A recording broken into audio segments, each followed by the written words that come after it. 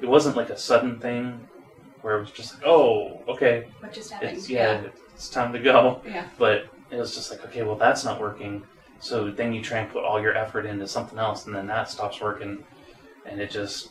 You're juggling bills. You're trying to decide which one is the most important, obviously trying to pay rent is probably number one, but like even when our electricity got shut off, we were trying to make it work by eating out and staying out of the house, but then it got cold.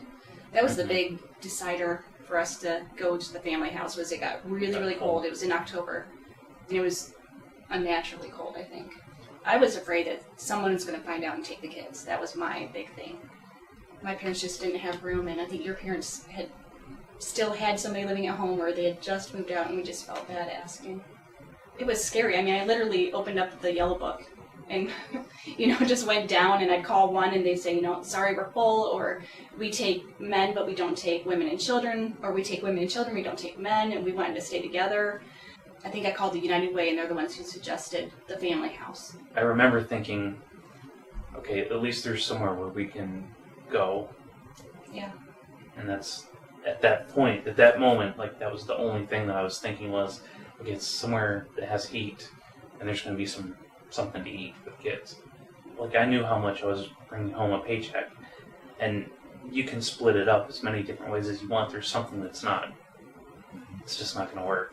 They even said it to us that we were doing everything that we could. We were doing everything right. I knew how to budget, and I was paying the bills that I could, but you can only split a certain amount of money so many ways before you run out. And they really just wanted to get back to their toys. I remember them just missing their toys because they were allowed to bring just a handful of things. So they probably each had maybe 3 toys the whole time we were there, and they had to just make do with that.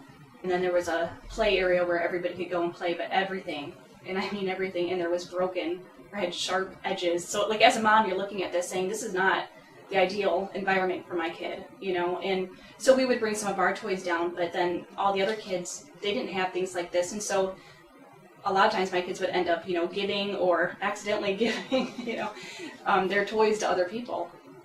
Being in a very unfamiliar environment with people that we didn't know, I was afraid for the safety of my wife, for my kids, and we all shared bathrooms, so I didn't like necessarily sending my son to the bathroom by himself, so I had to walk down with him. I had to protect him while he was in there. We had chores that we had to do every night, and because we both worked, we had to start our chores probably 9:30, 10 o'clock at night, and our kids were still awake at this point because you had to wait your turn to take a shower at night, you had to wait your turn to brush your teeth, and so you're waiting for everybody else, and everybody, for the most part, is, being nice, but by the time you get into your room, it's 9:30, 10 o'clock, and all of the adults, for the most part, start their chores about this time. They said, you'll need to lock your kids in the room because they can't help you with chores, because we were just going to bring them with us, and so that's what you had to do. You had to put the kids in the room, lock the door, you're going to a different floor. I mean, this place was at least 4 or 5 stories high, and you're assigned to one of the floors, either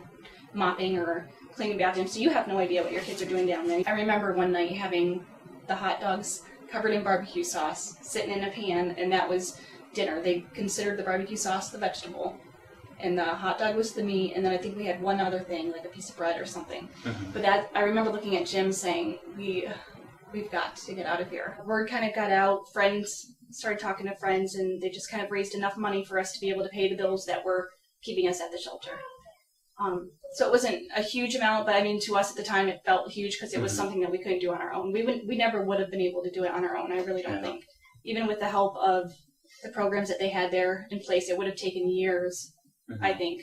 I'm extremely grateful. I mean, I'm very thankful that they were able and that they wanted to help us out, that they were willing to take whatever they worked so hard for and just give it to somebody. It was her birthday, and her grandma had given her a whole tub full of toys, and she said, for my birthday, I want to take these down and hand them out. And I said, sure. The news happened to be down there, I think, to cover the hockey team, and kind of got wind of our story. So they came over and videotaped and interviewed us a little bit about why we were down there and what we were doing. And then I guess somebody from McDonald's, the headquarters, heard the story, and they wanted to get involved. So that's when they offered to give us all the toys that we could ever need. Honestly, I think it comes from Jimmy. Not to like take it away from her, but he has set the example for her because he's always been like that ever since he was little. Probably even before we were in the shelter. He's just always been this sensitive kid that will give away all his toys if he sees that somebody else needs them worse than he does. I think the worst part was just that you didn't have anything to do the entire time you were there. We only had a couple toys to play with in a really small room. We'd just be in the room with like nothing to do, and I was scared someone could just open the door and take us. There was a episode of Extreme Home Makeover on, and it was about like they did the entire town and they like gave toys out to all the kids and stuff. And then at the end of the show, it gave a list of websites that you could go on, and one of the ones I went on was Food for Thought. I just felt like, you know, how they had given to us while we were homeless, and so I felt we needed to give back to them. Since I kind of had too many toys and we knew Joe from McDonald's, they just said that we can borrow some toys and hand them out. There was this one kid, and his parents kept yelling at him, telling him only to take like 1 or 2 toys, and we told him, go ahead, you can take as many as you want, because we had brought him down extra that day. And so he just looked really happy when we told him he could take as many as he wanted. It made me feel very happy that I was giving back to the community.